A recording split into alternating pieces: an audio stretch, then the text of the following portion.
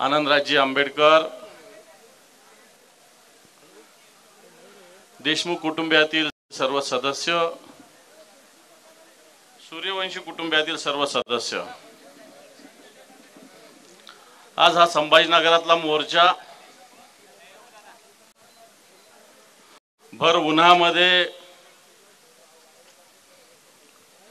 क्रांती चौकापासून तो विभागीय आयुक्तालयापर्यंत पायी आलेला आहे। आणि पायी येत असताना या मोर्चाचं समजलेले ना पक्ष ना जात ना पात, फक्त अन्यायावर आघात। आणि अन्यायावर आघातासाठी हा मोर्चा इथं निघाला। संभाजीनगर एक चळवळीचं केंद्र आहे। कोपर्डीच्या घटनेनंतर पहिला मोर्चा महाराष्ट्रात निघाला होता, तो संभाजीनगरात निघाला होता। आणि नंतर महाराष्ट्रात ठिकठिकाणी किती मोर्चे निघाले आणि किती विराट मोर्चे निघाले आपल्याला चांगल्या पद्धतीने माहित आहे। आजचा हा मोर्चा खऱ्या अर्थाने सर्व जातीचा, सर्व धर्माचा, सर्व पक्षाचा मिळून आहे। कारण ही ज्या घटना घडलेल्या आहे कोणत्या जातीच्या विषयी घडलेल्या नाही, जातीपातीचा संदर्भ न देता खऱ्या अर्थाने ज्या पद्धतीने या महाराष्ट्रामध्ये गुंडा राज, मस्तीचं राज चालू आहे, म्हणतो त्याच्या विरुद्ध हा मोर्चा आहे। साहेब अली खानचे आरोपी 2 दिवसात पकडले जातात, फक्त 2 दिवसात। आणि आज या ठिकाणी संतोष अण्णा देशमुखांचा खून करणारे लोक 40 दिवस झाले तरी पकडले जात नाही। या महाराष्ट्राचं दुर्दैव आहे।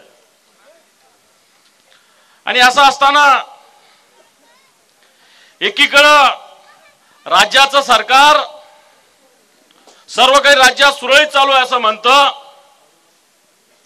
पण तो वाल्मिक कराड सारख्या प्रवृत्तीवर गुन्हा दाखल करण्यासाठी सुद्धा संतोष अण्णाच्या भावाला आंदोलन करावं लागलं।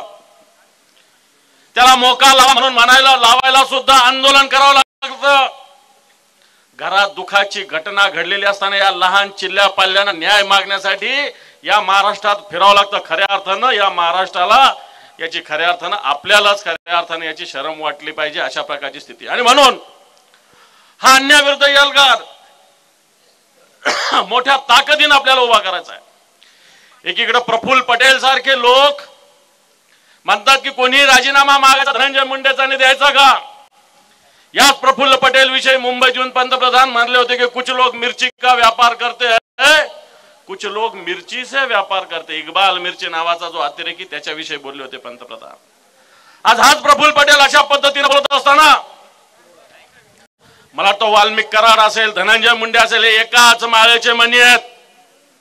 धनंजय मुंडे एकीकडे शिर्डीला म्हणतात की माझ्या मागे अजितदादा पवार खंबीर उभे आहेत। याचा अर्थ अजितदादा पवारचा या धनंजय मुंडेच्या सगळ्या कामाला सहकार्य आहे। आणि म्हणून हे सहकार्यच गुन्हेगारांना मदत करते की अशा प्रकारची स्थिती बांधवांनो। आणि म्हणून भले सगळ्यांवर मोका लागला असेल, भले अजित पवार बीडचे पालकमंत्री झाले असतील, परंतु उद्या राग शांत झाल्यावर पुन्हा धनंजय मुंडेला पालकमंत्री करतील, अशा प्रकारची स्थिती आहे।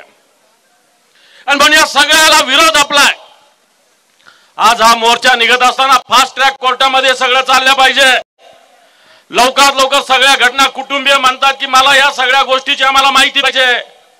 सीआयडीचे अधिकारी देऊ शकत नाही माहिती, परंतु सरकारच्या जबाबदार मंत्र्यांनी ही माहिती समाजाला, जनतेला दिली पाहिजे। म्हणून येणाऱ्या काळामध्ये हा एल्गार, हा लढा चालूच राहील। आज संभाजीनगरात याचा वनवा महाराष्ट्रात पेटलेला आहे।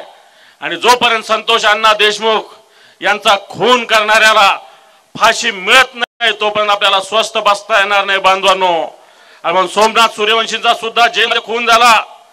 प्रत्यक्ष पोस्टमार्टम रिपोर्ट मध्ये सगळं स्पष्ट असताना साध्या एखाद्या कॉन्स्टेबलवर सुद्धा सरकार कारवाई करत नाही। आणि म्हणून सरकार आश्रित हे खून आहे का, अशा प्रकारचा प्रश्न महाराष्ट्राच्या